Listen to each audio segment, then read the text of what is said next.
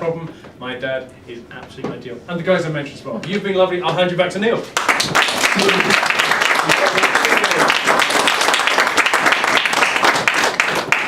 Next up, I've got another one of my favourite old English words, one that you don't hear anywhere near enough. The wonderful word nincompoop, which actually came from the word from Nicodemus, who was a Pharisee who actually questioned Christ, and that was why he was referred to as a nincompoop. But that's enough from me. Let's bring back Stash for his third language of the evening. Come back on, Stash.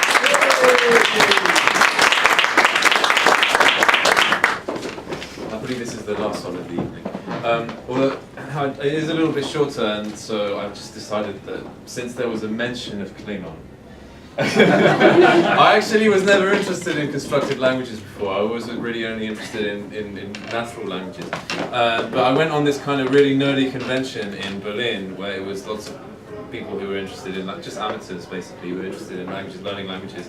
And there was a guy there who could speak like a fairly okay level of Klingon, and he just gave this talk, and and the other talks looked a bit boring, so I thought, yeah, I'll go to that one.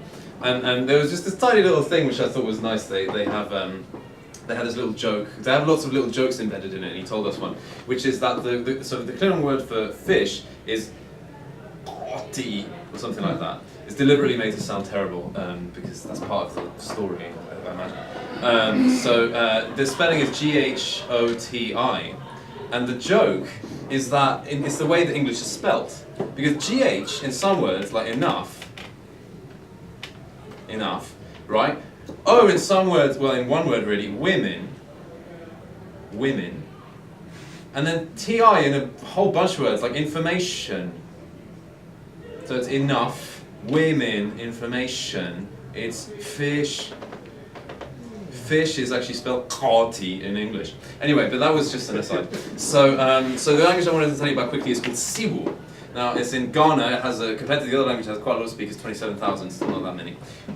It's a language in Ghana called Siwu, and what Siwu has that's very interesting is something called an idiophone, or idiophones, as a type of word in the language. So, idiophone, it's a little bit like an adjective, because basically they used to describe something, or an adverb. So they're used to describe things, but they're not really grammatically like adjectives or adverbs. You don't really slot them in that you do in a language normally, and also because they're particularly performative. You really make a performance when you use an idiophone. And in Siwu, they don't just make a performance, but they can emphasize it further by just repeating the word as many times as they like. It's grammatical for them to have a sentence with this word just repeated over and over and over again. So it's also, in fact, that because they're like a performance, they're also a little bit like onomatopoeia.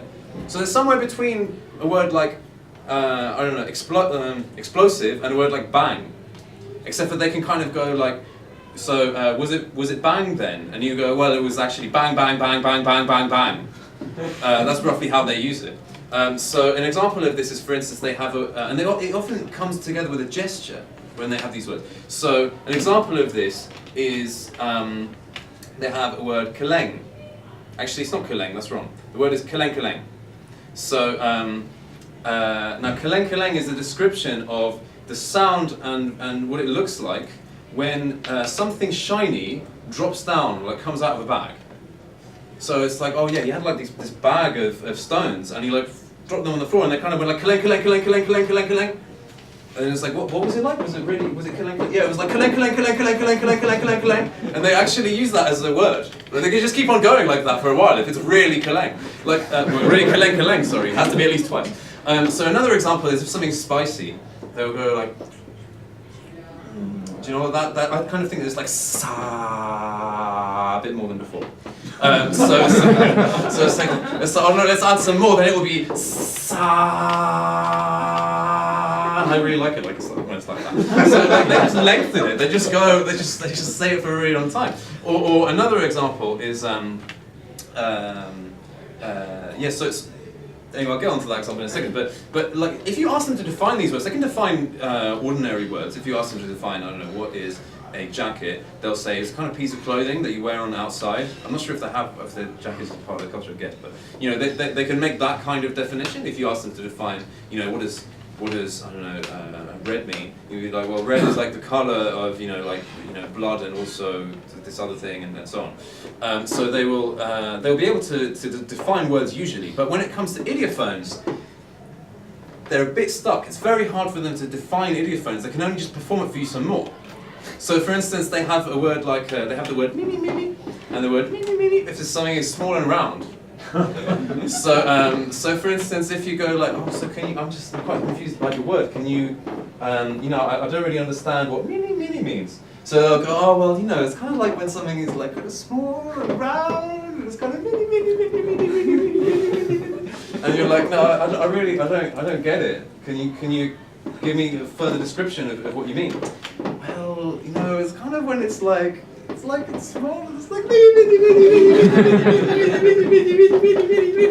so that's the only way that they seem to be able to describe these words. So this actually isn't limited to Siwa. This is another thing that happens in many languages. One language that doesn't have it quite to this extent, I chose Siwa because of how much it has it, and it's 1 in every 12 sentences contains such an idiophone, and because of the repetitive nature of them. But Japanese actually also has some examples like this. I can't quote any because, sorry, I can't quote any, but Japanese also has something similar to this. So it's present in quite a lot of languages, but in Siwa I think is particularly fun. Thanks very much.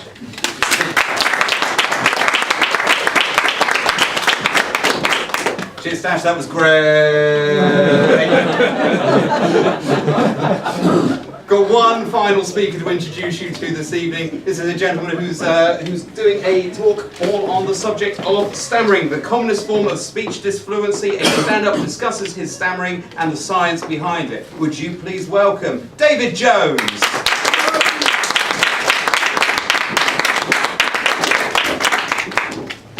So, hello. How are you? Are you good? Yes. Yeah. Everybody all right? Yes. I'm fine. Thanks for asking. Here's a question for you. If I asked you to define yourself, what would you say? Where you're from? What job you do? Well, for me, it's a very easy question. My name is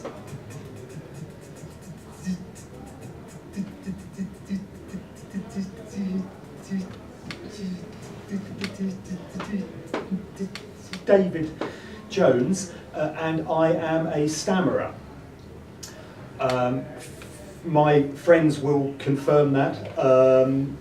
My stammer, I'm a lot more fluent now than I was years ago, but for 30 years, it was the single most pervasive influence in my life. Now, don't worry, I'm not here fishing for your sympathy. It's all right. Of course, there were times when the stammer was a huge pain in the arse, but it hasn't turned my life into a tragedy. And I do apologise for the use of the word arse. It's because I can't say pain in the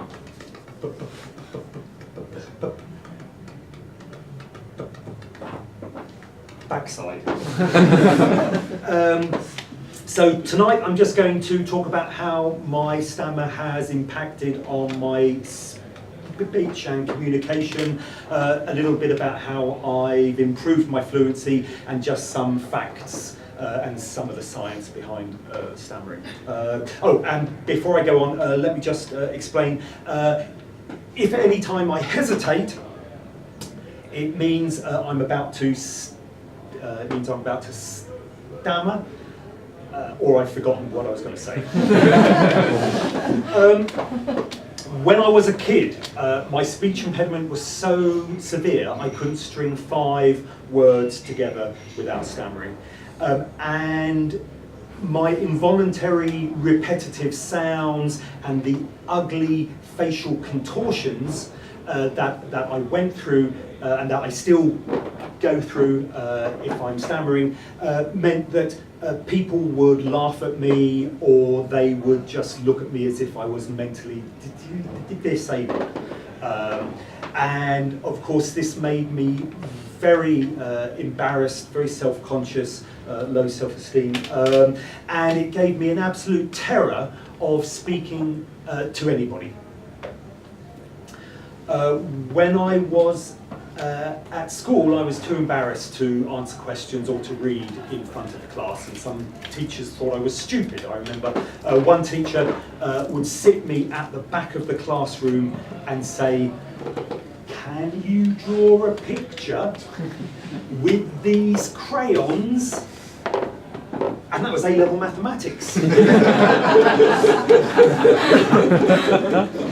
And other teachers thought they were being helpful by preempting what I was trying to say. And it would make me very angry when they finished my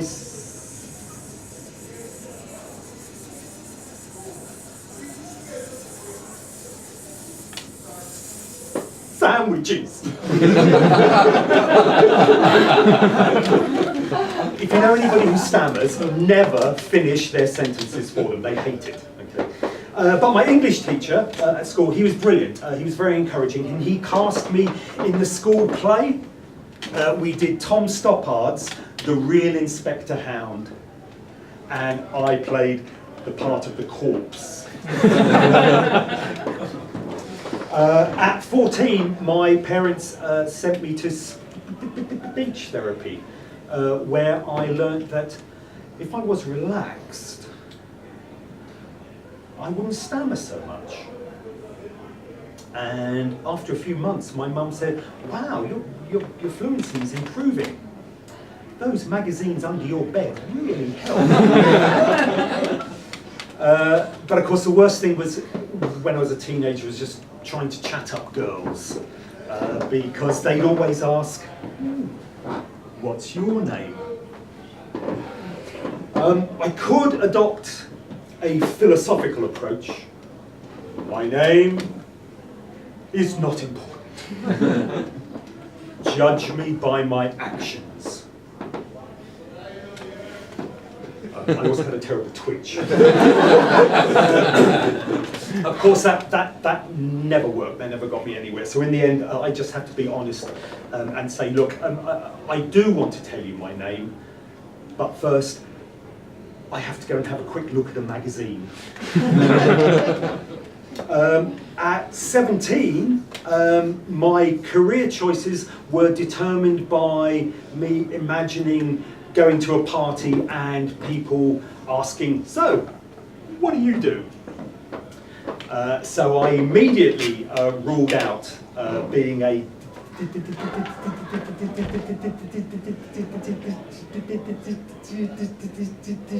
dentist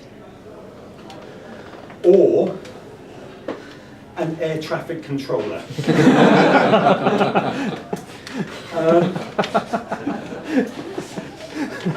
But really, I spent much of my childhood and into my 20s just running away from difficult situations, trying to avoid difficult situations. Yeah, if a stranger asked me a question, I would often reply, "Je n'ai pas parlé anglais," which really confused the customers at my Sainsbury's Saturday job.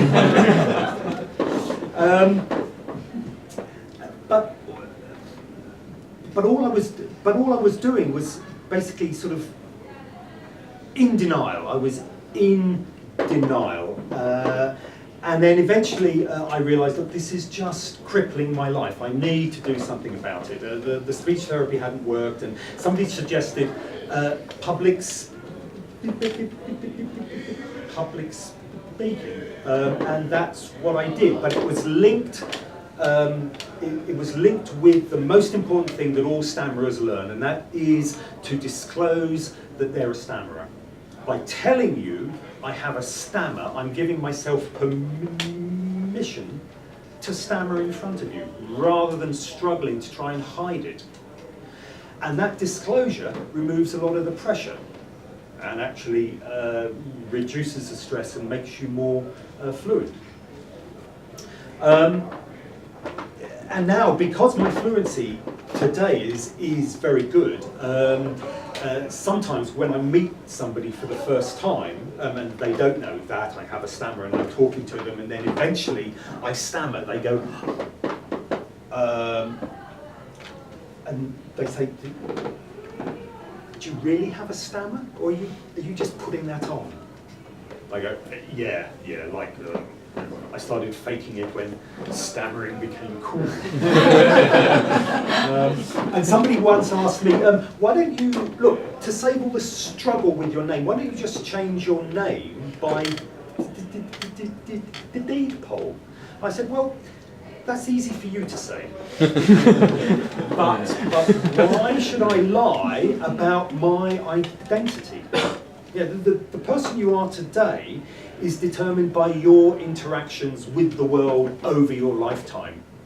Yeah, and I am a product of a life spent stammering. And all things considered, I'm very happy with my life and who I am. You know, if you could wave a magic wand and remove the stammer from my entire life, I wouldn't let you do it, because you would remove a huge part of my personal history, and you'd also alter the psyche behind my personality, and then, you know, I wouldn't be the person I am now. So, a little bit, enough about me, a little bit about stammering. About 5% of children go through a phase of stammering when in the early phase of speech and language development. But about 4 out of 5 of those children will just grow out of it. But the 5th one, there is a risk that he or she will go on to develop a severe stammer unless there is some kind of intervention. Today, there's been a lot of research produced, a lot of clinical trials, and we know what intervention works. And so a lot of public and private money is going into supplying speech therapy for school kids, which is brilliant. When I was growing up, there was a lot less advice. People didn't understand stammering or what caused it or anything. My mum, for example, she would look at me and she'd say to my father, "It's because he's mixing with the wrong boys at school." Yes, Mum, yeah. They're dragging me into a life of crime and stammering. Of course, that's not true. Yeah, I could never run into a bank and say, "Hand over all your..."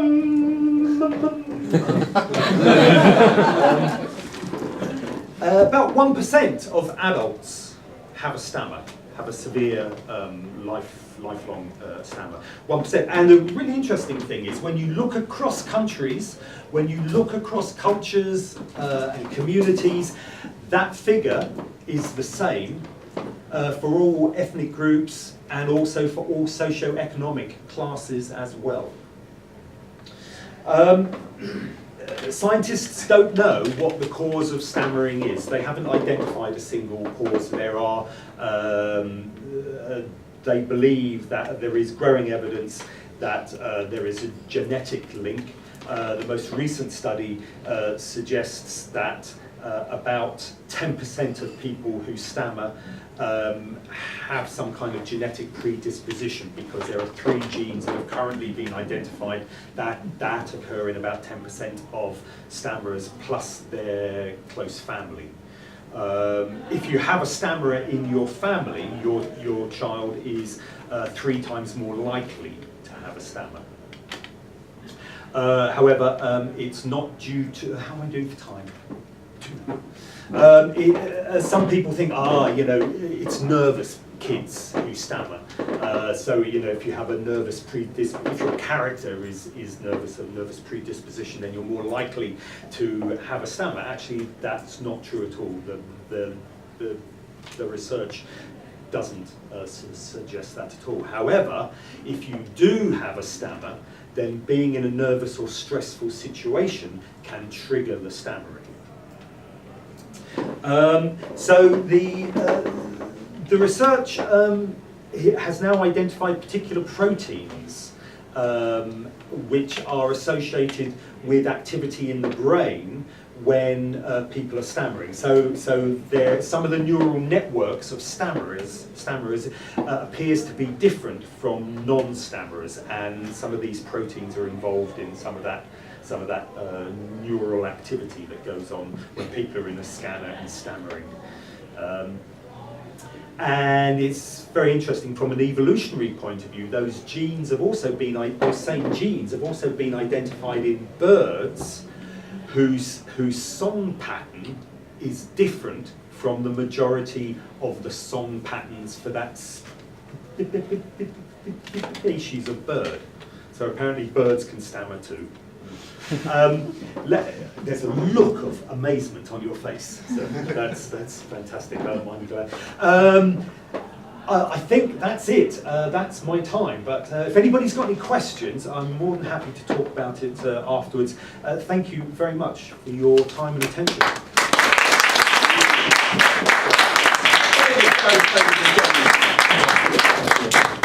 Don't panic, stay calm, stay calm. It's got to fit. We're all right, we're all right. We're now going to go into have a little bit of extra fun with our speakers this evening. We're going to go into something that we are going to call Mock the Geek. This is not to be confused with anything that sounds remotely similar. We are far too close to the law courts and I don't want us to get into the shit on this one. So would you please welcome back our 4 speakers of the evening.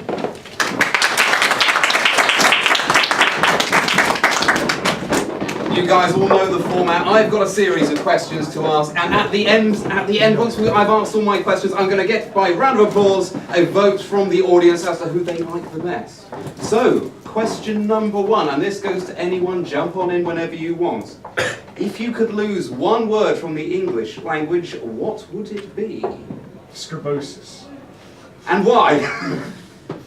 When am I going to use that?